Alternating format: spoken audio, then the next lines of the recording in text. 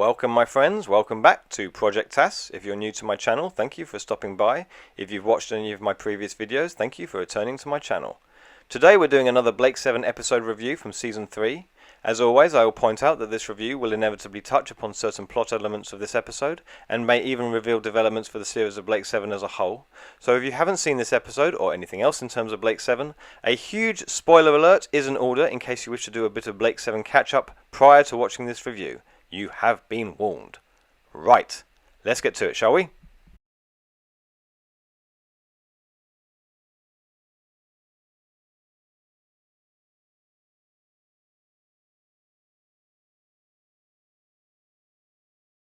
One of the first lines that Tarrant utters in this episode is to ask Dana, "What's that?" and indicate the volcano. Every single person in this story apparently knows about the Pyroans and the fact that they live under a volcano. Now, anyone in this episode who may actually not know what a volcano is could perhaps research it or ask their fellow comrades. So how is it that Tarrant is asking such a stupid question? Was he asleep during the briefings when they decided to come here? Or were the writers asleep when they were coming up with ingenious methods of plot exposition? Yes, I've started the moaning a little early in this review, but then in fairness the stupidity of this episode makes itself known fairly early as well, so why not follow suit? We're now up to episode 3 of season 3, and we've solidly taken care of the disappearance of some characters and the introduction of new ones.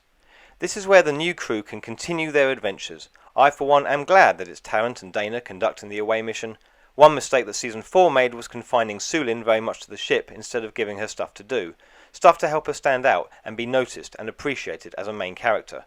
She fought to be more than flight deck decoration and maybe only partially succeeded. Tarrant and Dana are thrust into the limelight from the off, hence why they are more established as the Blake 7 crew, and that's not just because of appearing in 13 more episodes than Sulin did. More's the pity then that the mission they're conducting and the episode in general is such 24-carat rubbish. There's something I've noted, that if we get shots of the characters running in the distance through quarries or moors or other landscapes, and the director seems to dwell on these shots, it's usually not a good sign of things to come.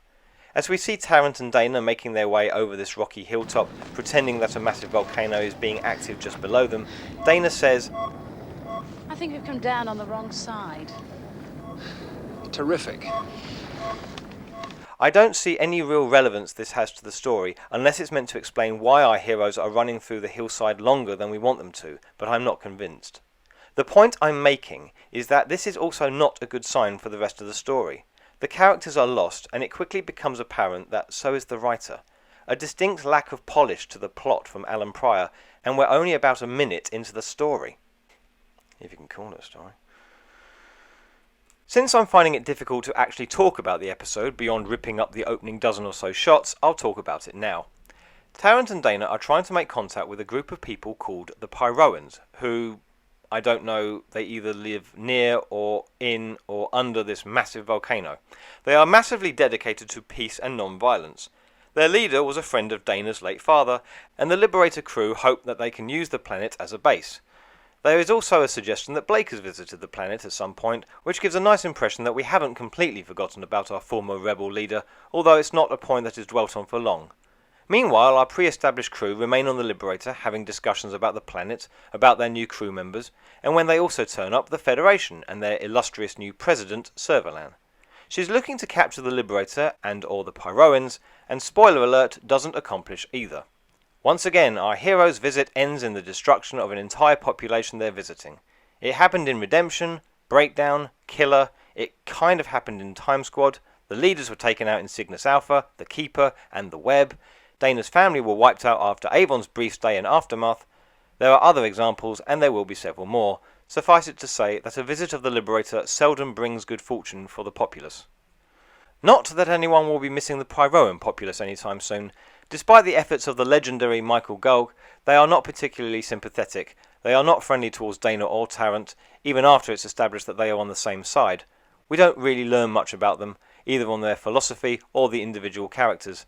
Their stance on peace isn't anything we haven't heard before, and it's contradicted by their total mistrust and rather cold stance towards, well, everyone. Hauer is the pacifist believer, the leader and controller of the enforced peace. His son is the one willing to betray it. Not original, and it's acted and written as if it was never meant to be. Beyond their actions and wishy-washy peace speeches, what any of them want beyond the two-dimensional is anyone's guess. Servalan's motives are not entirely clear either. Is she after the Liberator or the Pyroans? Does she actually want to destroy Avon and his crew, or will they keep for now? It's suggested that she's lured the Liberator to the planet by setting up the rumour that Blake is there. It seems a rather loose means of trapping the Liberator, although within the fantasy of the story it works. Commander Mori, Servalan's latest second-in-command, is either meant to be an uncaring, greedy psychopath, or a rather grumpy gent who doesn't mind expressing sarcastic looks towards his new president. Sounds pretty active to me. I'm told it's a regular small tremor. Nothing to worry about. Whatever the case, for a character we're following from the beginning to the end, there's next to nothing to focus us with Commander Mori. Even letting him kill a couple of Pyroans, shooting Avon, kidnapping Callie, and being given what is arguably one of the most gruesome if poorly visualised deaths in Blake 7 history, it still can't raise his name out of the league of forgettable. And as for the Liberator crew, well, their purpose in this story is pretty much undone in the first 10 minutes. After a base and or recruits, it's clear that they will accomplish neither goal very early on. The half-hearted suggestion that Blake is, or was here, is also quickly discredited by Avon, who follows this up with, "Oh yes, now we're here." shortly after Callie says, But if you're right, those two are wasting their time down there. as in, we don't need to be here anymore, but we'll hang about for a little bit longer and wait for two people we haven't known long enough to really care about to teleport back up. So our heroes aren't really doing anything, Servalan isn't really doing anything that makes sense, and the Pyroans aren't interesting enough to make up for these issues. In fact, they're not interesting in any way, shape or form. Do you understand that? My son, the animal rules you! Oh, no, Father, no. Oh, no, for pity's sake. No.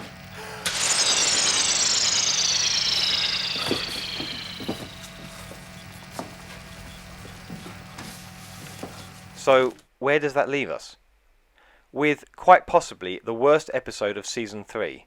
Tarrant and Dana's first proper mission, stroke episode of the season, and it's as mind-numbing as a dose of that spray Bersha uses on Dana and Tarrant. There's an epic space battle between the Liberator and 8 pursuit ships, a shootout on the flight deck, and the Blake 7 version of C-3PO, and even these factors can't pull Volcano out of the hole in the ground. Doesn't add anything to the overall Blake 7 arc, and so, in my opinion, doesn't need to be watched. The Volcano, in Volcano, is demonstrably active. A pity the rest of the episode isn't. That concludes my review on Volcano. I hope you enjoyed it. Please like this video, please share this video, please subscribe to my channel, and please check out my other Blake 7 episode reviews.